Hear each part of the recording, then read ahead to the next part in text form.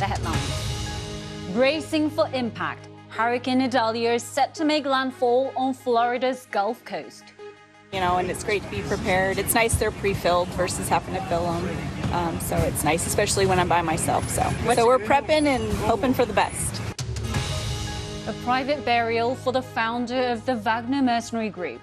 The Kremlin said Yevgeny Prigozhin was killed in a plane crash last week.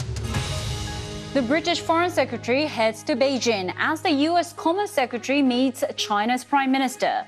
Can the relationship between China and the West be repaired?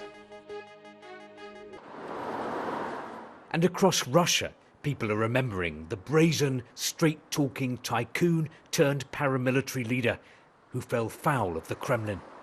Steve Rosenberg, BBC News, St. Petersburg. Meanwhile, Russian authorities say an airport in the northwestern city of Pskov has been attacked by drones. State media said 4 military transport aircraft were damaged, with 2 of them bursting into flames.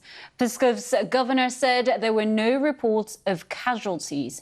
Unconfirmed video footage showed a large fire and air defense weapons in action. And of course, in recent weeks, Ukraine has been increasing its use of explosive drones to attack targets inside Russia.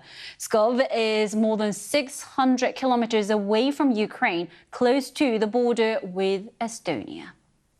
In the UK, a police officer who was hit by a train while attempting to save a distressed man on the tracks has died. 46-year-old Graham Saville has been described as hugely respected and a popular colleague.